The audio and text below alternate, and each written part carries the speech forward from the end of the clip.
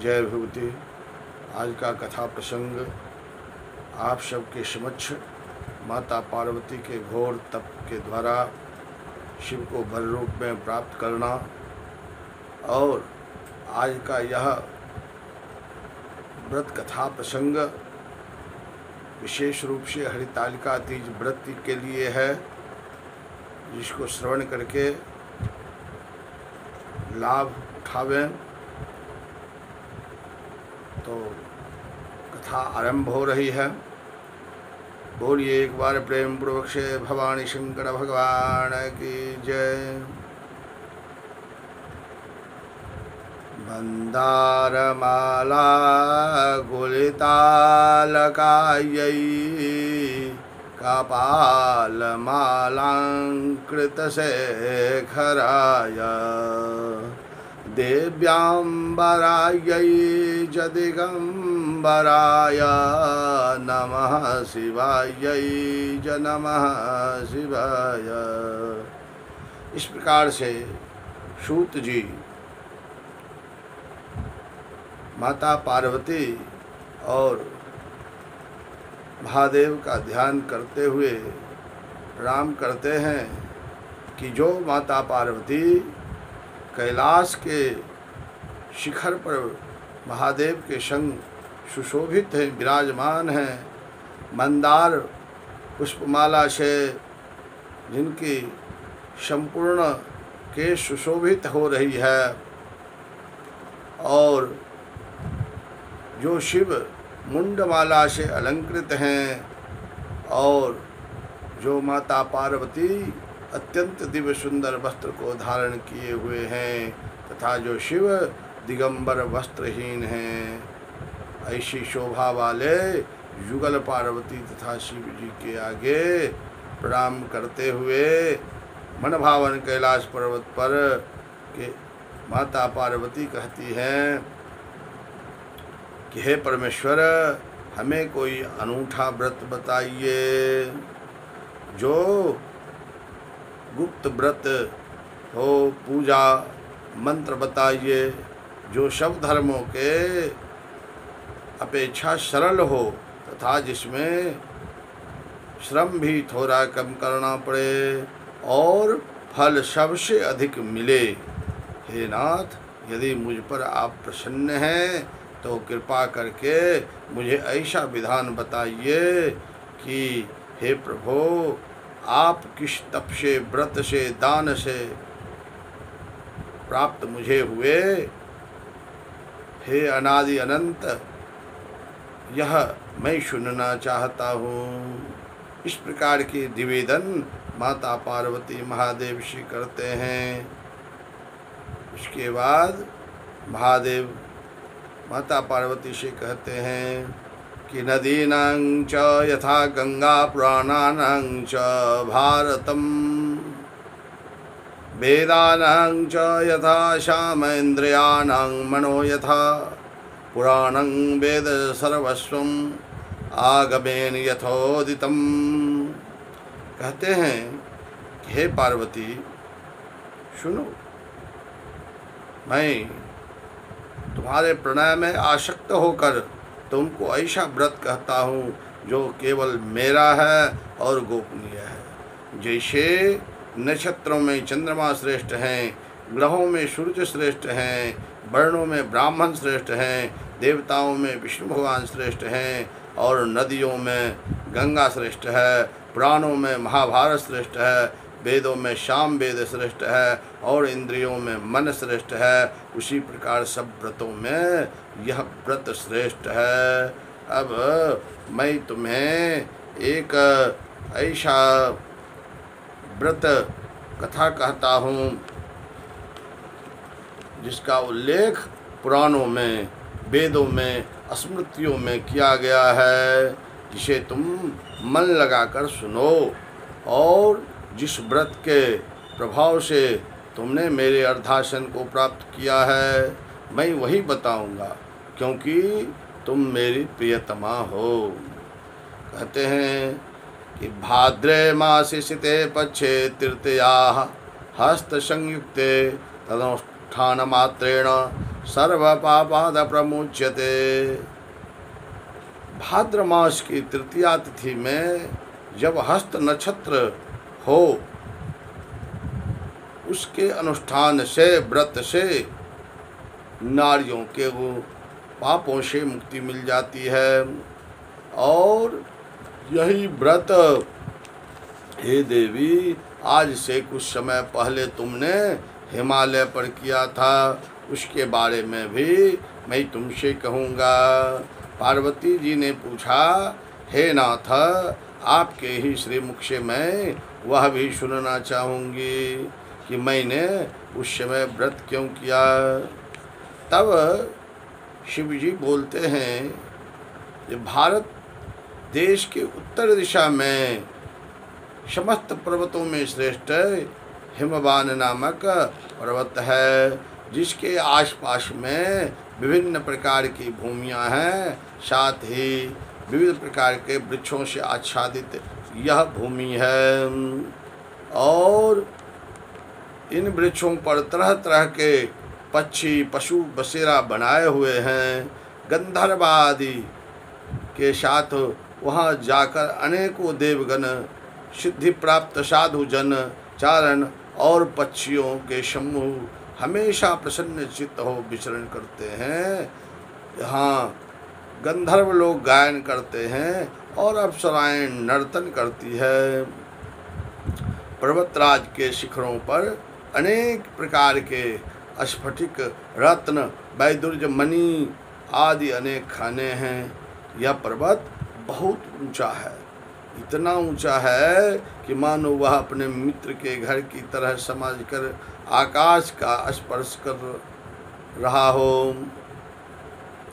पर्वत की सभी चोटियां हिमाच्छादित रहती हैं और गंगा नदी के जल की स्वल लहरी सदा सुनाई देती रहती है।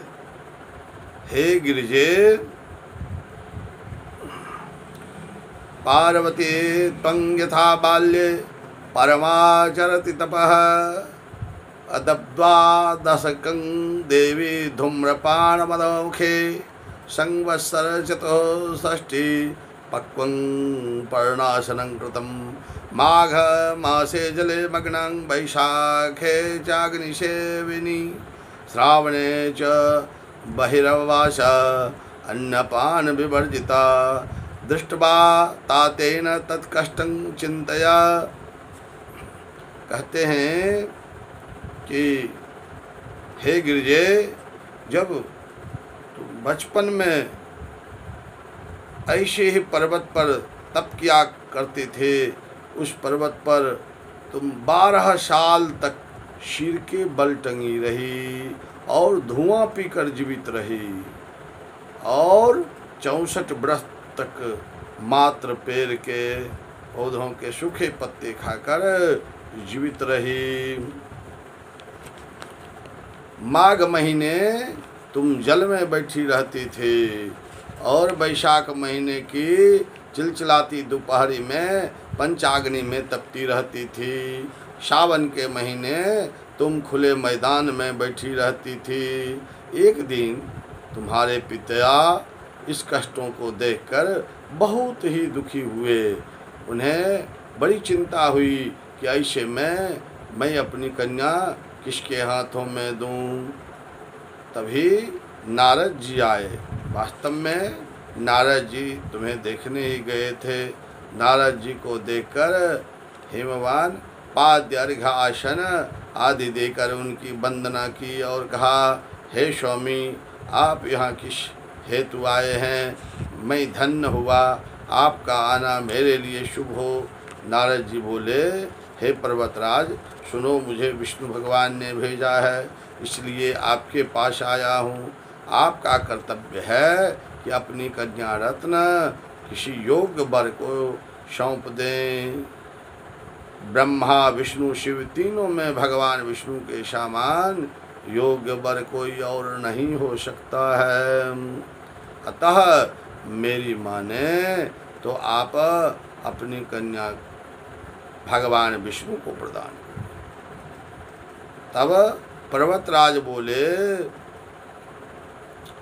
वासुदेवः स्वयं देव कन्यां प्रार्थते यदि तदा मया प्रदत्तव्या त्वदागमन गौरवात् इत्येव कथितं श्रुत्वा नभ्यास्यन्तर्दधे मुनिः ययो पीताम्बरधरं शंखचक्रगदावृतम्। इस प्रकार से नारद जी के वचन को सुनकर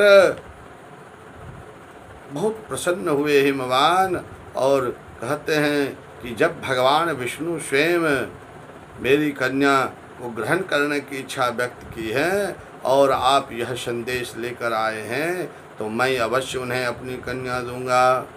पर्वतराज के यह वचन सुनकर नारद मुनि तुरंत आकाश में विलीन हो गए। वे भगवान विष्णु के पास पहुँचे। पीत वस्त्रधारी जो शंख चक्र गदा से सुशोभित हैं, शांताकारं भुजगशयनं पद्मनाभं सुरेशं विश्वाधारं गगनसदृशं मेघवर्णं शुभांगं लक्ष्मीकान्तं कमलनयनं योगभिर्ध्यानगम्यं वंदे विष्णुं भवभयहरणं सर्वलोकैकनाथं। जो भगवान विष्णु पीत वस्त्र में मंद मंद मुस्कुराते हुए नीलवर्ण में शंख चक्र गदा कमल पुष्प से सुशोभित माँ लक्ष्मी के साथ विराजित हैं, उनको जाकर प्रणाम करके नारद जी कहते हैं कि हे भगवान विष्णु, हे देव सुनिए, मैं आपका विवाह पक्का कर दिया। उधर हिमालय पर्वत जी के सम्मुख और इस कथा प्रसंग को विष्णु भगवान के समक्ष रखकर और इधर हिमालय जो है वह भी अपने पुत्री पार्वती जी के सम्मुख आकर बोले कि हे पुत्री, मैंने तुम्हें विष्णु भगवान को समर्पित कर दिया। ऐसे में पिता के वचन को सुनकर तुमने कोई उत्तर नहीं दिया और अपनी सखी के पास चली गई। फिर भूमि पर गिरकर तुम दुखाद्र हो रोने बिलखने लगी। तुम्हें इस प्रकार की क्रिया करते देख एक सखी निकट आकर बोली, हे देवी, तुम्हें इतना दुख किस कारण हुआ? मैं तुम्हारी प्रत्येक इच्छा यथाशक्ति पूरी करने की चेष्टा करूंगी, इसमें तनिक भी संशय नहीं है। पार्वती ने कहा, मेरी इच्छा कृपया मन लगाकर सुनो। मैं केवल शिव जी को ही अपने पति के रूप में देखने की इच्छा रखती हूँ। मेरा यह वचन असंदिग्ध है, इसमें शंका किसी प्रकार का मत करना। मेरे इस विचार को मेरे पिता ने मानने से इनकार कर दिया, अतः मैं अपनी देह का त्याग करने की इच्छा करती हूँ। पार्वती के दुख भरे वचन को सुनकर उनकी सखियों ने कहा, सख्युवाच पिता यत्र न जानाति गमश्यामि हि तद्वनम् इत्येवं सम्मतं कृत्वा नीतासे तं महद्वनम्। सखी माता पार्वती से कहती है कि आप देह त्याग न करें, अपति किसी ऐसे वन को प्रस्थान करें जिसके बारे में आपके पिता अनभिज्ञ रहे हों। सखियों के वचन सुनकर तुम वैसे ही वन को चली गई। दूसरी ओर तुम्हारे दुखी पिता तुम्हें प्रत्येक गृह में ढूंढने लगे। दूतों द्वारा इस बात की खोज खबर ली गई कि किसी देवता, दानव अथवा किन्नर ने मेरी पुत्री का हरण किया है।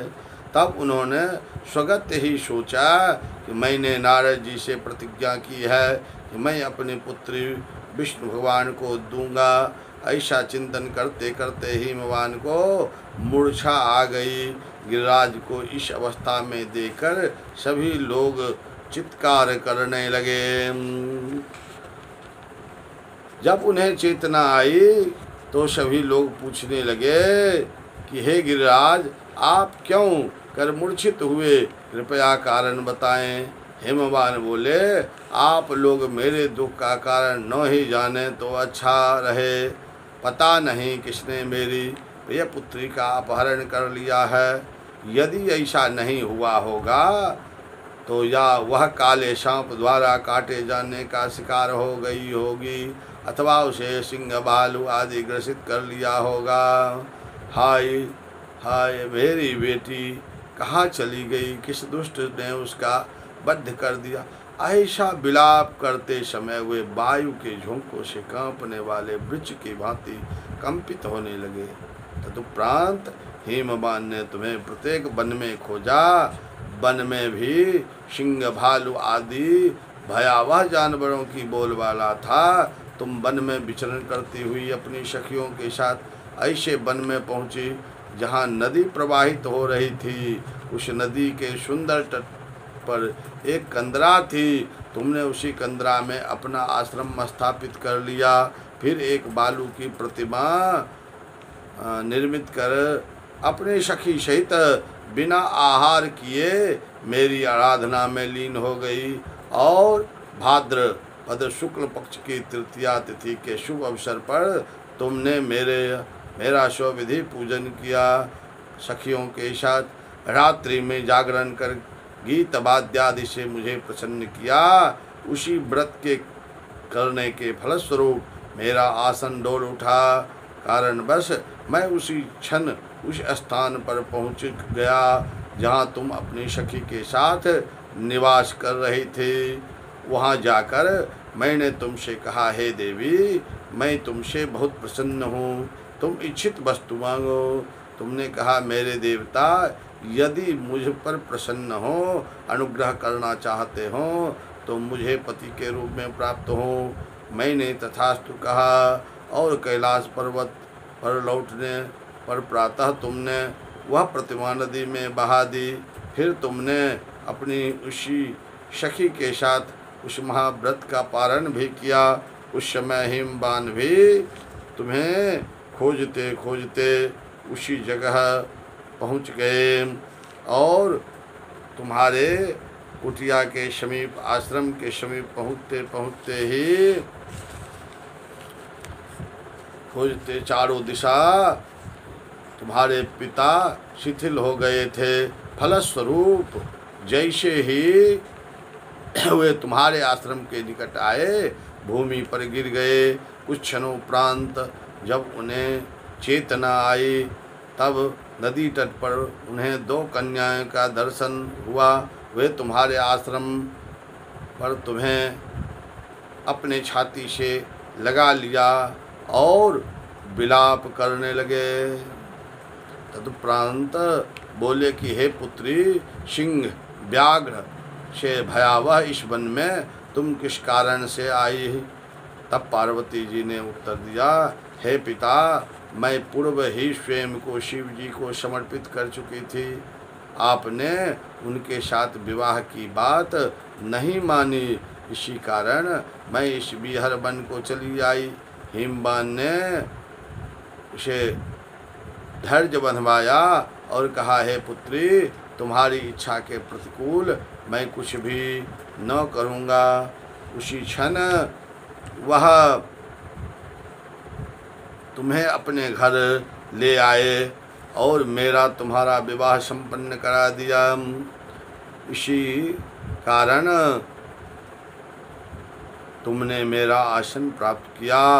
उस समय से लेकर अब तक किसी अन्य के सम्मुख इस व्रत विषय को कहने का मुझे अवसर नहीं मिला। हे देवी, अब मैं तुम्हें यह वृतांत सुनाता हूँ कि सखियों ने तुम्हें हरण करके वन में ले गया। इसी से इस व्रत का नाम हरितालिका पड़ा। तब जाकर पार्वती जी कहते हैं, पार्वत्युवाच नाम एदं कथितं नाम विधिं वद मम प्रभो, किं पुण्यं किं फलं जासकेन वा गृह्यते व्रतम्। माता पार्वती कहती हैं, हे नाथ, आपने नाम तो बताया किंतु व्रत की विधि भी बताइए। इस व्रत को करने से क्या पुण्य मिलता है, क्या फल मिलता है, कौन इस व्रत को कर सकता है, तब श्री शिव जी पार्वती जी से बोले, हे प्रिय, नारी जाति के हितार्थ मैं इस उत्तम व्रत को कहता हूँ। वो स्त्रियाँ जो अपने सौभाग्य को अखंडित देखना चाहती हैं, विधि पूर्वक इस व्रत को रखें। सर्वप्रथम केले के स्तंभ से सुशोभित मंडप का निर्माण करें और उस मंडप पर विभिन्न रंगों के वस्त्रों से आच्छादित करके और तरह तरह के चित्र का लेपन चंदनों से करें।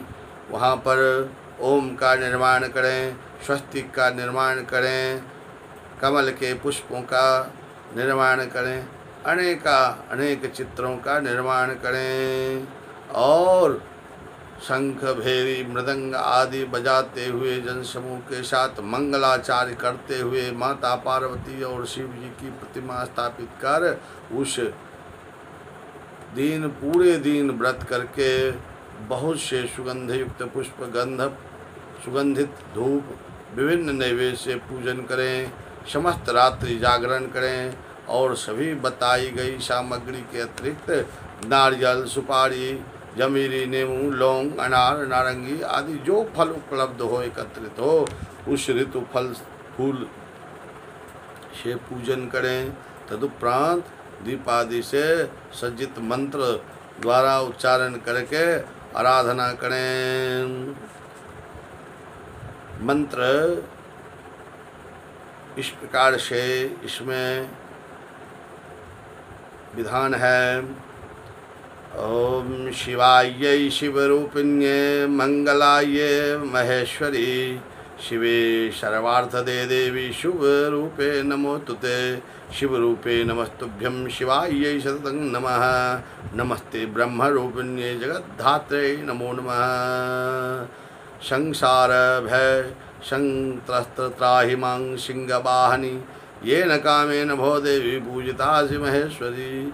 इस मंत्रों का उच्चारण करके आप जो है उनको प्रणाम करें। हे शिवे शिवरूपिणी मंगले सब संपदाओं की दात्री देवी, हे शिव रूपे आपको नमस्कार है। हे शिवे आपको सर्वदा नमस्कार है। हे ब्रह्म रूपिणी आपको नमस्कार है। हे जग को धारण करने वाली आपको नमस्कार है। हे शेर पर सवारी करने वाली, विश्व को भय से मुक्त करने वाली, मेरे जैसे दरिद्र की रक्षा करें। इस इच्छा को पूर्ण करने हेतु मैंने आपकी आराधना की है। हे पार्वती, मुझे राज्य तथा सौभाग्य प्रदान करें, मुझ पर कृपा दृष्टि रखें। मंत्रों का उच्चारण करते हुए माता पार्वती और शिव की पूजन करनी चाहिए। फिर उसके बाद दत्तचित्त होकर विधि से कथा का श्रवण करें। ब्राह्मणों को वस्त्र, गौदान, स्वर्णदान करना चाहिए। स्त्री पुरुष दोनों मन लगाकर एक साथ आराधना करें। तदंतर वस्त्रादि जो भी हो उसका संकल्प करें। हे देवी, जो नारी इस विधि से मेरी आराधना करती है उसे सब पापों से मुक्ति मिल जाती है तथा वह 7 जन्मों तक सुख और तथा सौभाग्य को प्राप्त करती है।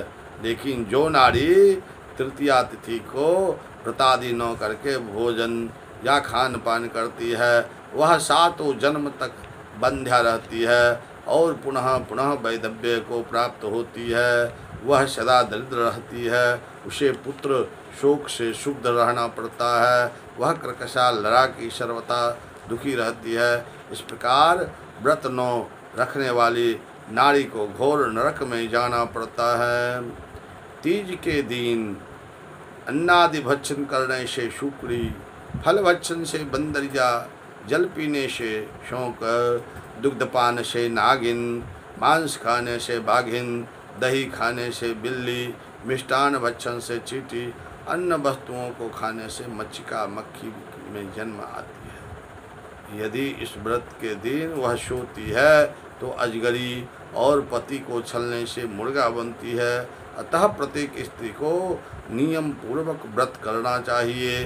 व्रत के दूसरे दिन सवेरे स्वर्ण, चांदी, तांबा तथा बाँस के पात्र में अन्न भरकर ब्राह्मण को दान दे दें तथा पारनादि करें। इस प्रकार व्रत करने वाली नारी को मेरे समान यानी शिव जी के समान पति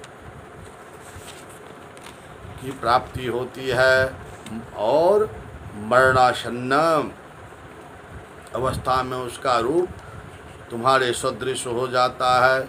इस व्रत को करने से समस्त सांसारिक भोगों तथा सायुज्य मुक्ति की भागी होती है। इस हरतालिका की कथा भाग के श्रवण से प्रत्येक प्राणी को अश्वमेध सहस्राणि वाजपेय शतानि च कथा श्रवण मात्रेण तत्फलं प्राप्यते नरः। एतत्ते कथितं देवी व्रतानां व्रतमोत्तमं यत्कृत्वा सर्वपापेभ्यो मुच्यते नात्र संशयः। हजारों अश्वमेध सैकड़ों वाजपेयी यज्ञ करने का पुण्य फल मिलता है। हे देवी, मैंने तुम्हें व्रत का विधान बताया, यह सब व्रतों में अत्युत्तम है, संशयहीन है। बोलिए भवानी शंकर भगवान की जय, यज्ञ पुरुष भगवान की जय। ओम नमः पार्वती पते हर हर महादेव। भगवान की कृपा आप समस्त भक्तों पर बने रहे। जो मन में आप लोग संकल्प रखे होंगे व्रत में, वह भगवान आपकी कामना पूर्ण करे। इसी के साथ इस हरितालिका तीज व्रत कथा को यहीं पर विश्राम दिया जाता है। आगे तक के लिए नमः पार्वती पते हर हर महादेव। जय भगवती, जय।